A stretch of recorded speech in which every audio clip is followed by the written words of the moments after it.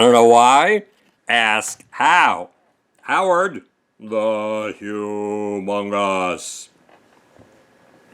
Iran is more dangerous than the press makes it out to be. The Iranian government has a simple long-term goal. To understand it, you have to pay careful attention to the words of the Iranian Revolution's founding father, the Ayatollah Ruhollah Khomeini. Said the Ayatollah, now listen carefully, quote, Muslims have no alternative to an armed, holy war against profane governments. Holy war means the conquest of all non-Muslim territories. It will be the duty of every able-bodied adult male to volunteer for this war of conquest, the final aim of which is to put Quranic law, the law of the Quran, Sharia, in power from one end of the earth to the other. Close quote. In other words, Iran's founding goal was a war of conquest, specifically against you and me. But how does that show its head today in our headlines? It doesn't. It's hidden deep below the surface. First off, Iran lies. Iran claims that it has never sought nuclear weapons. Reuters admitted that 2 days ago. Let me repeat that fact. Right now, today, Iran claims it has never sought nuclear weapons.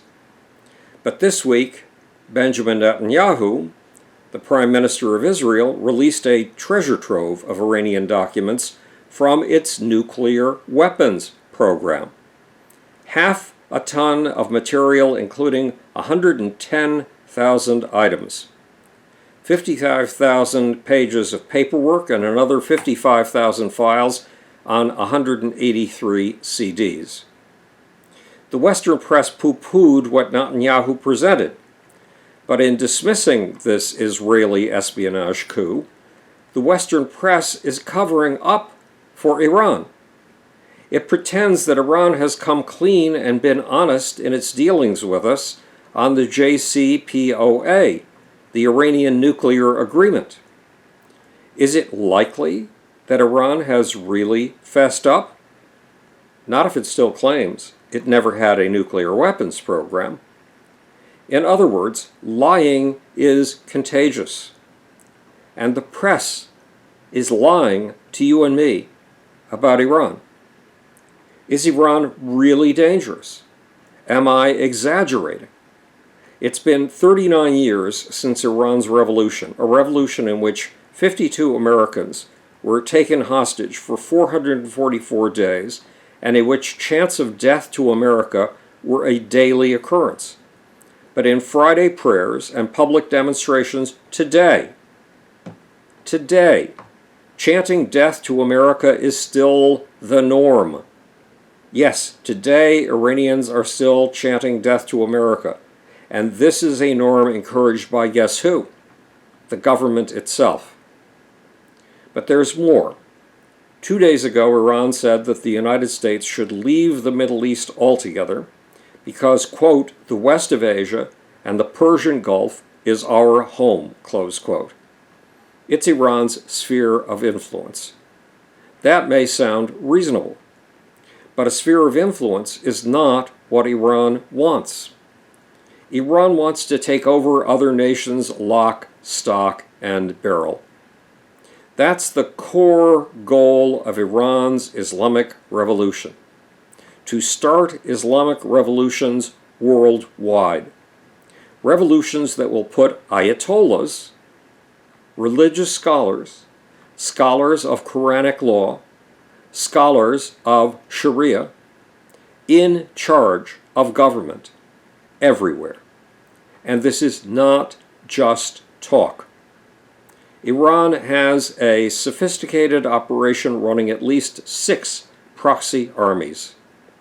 It's called the Quds Force.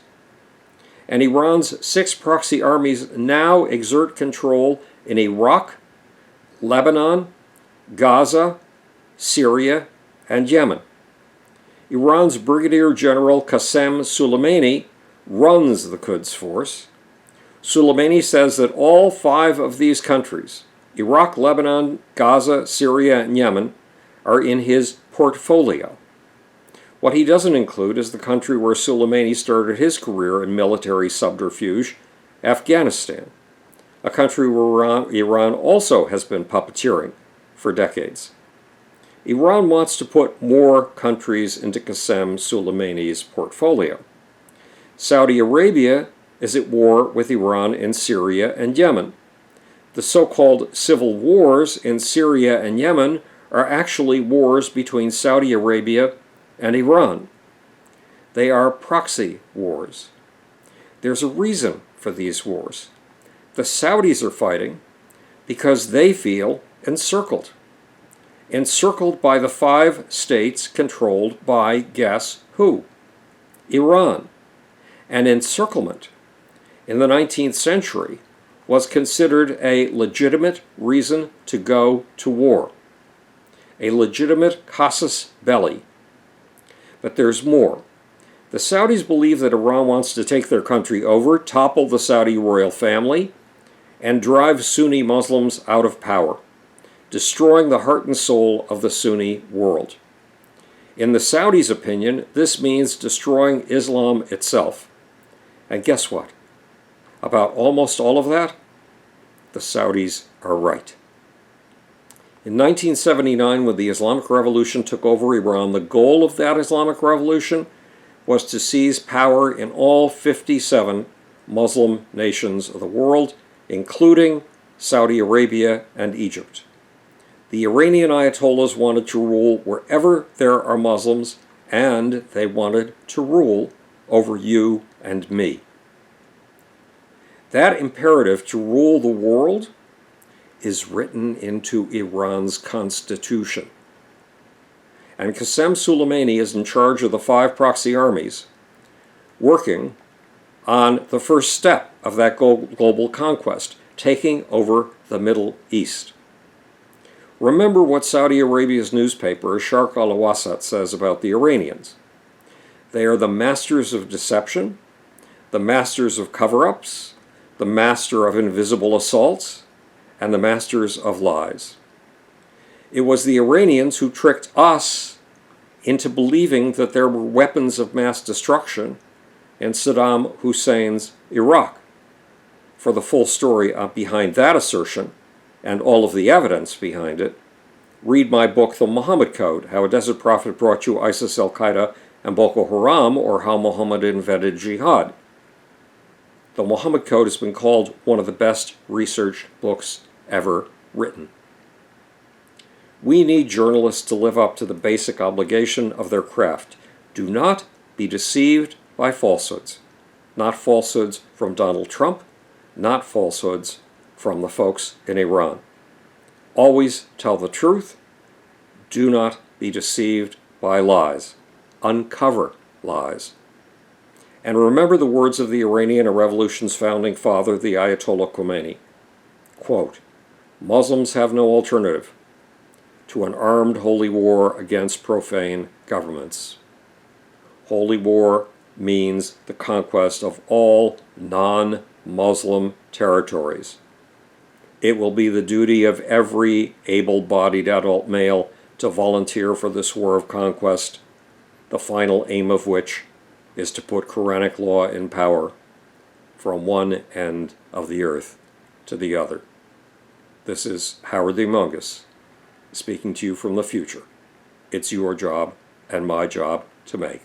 Or, want to know why? Ask how. And now for that sneaky, slimy, insidious, spider-like little off button.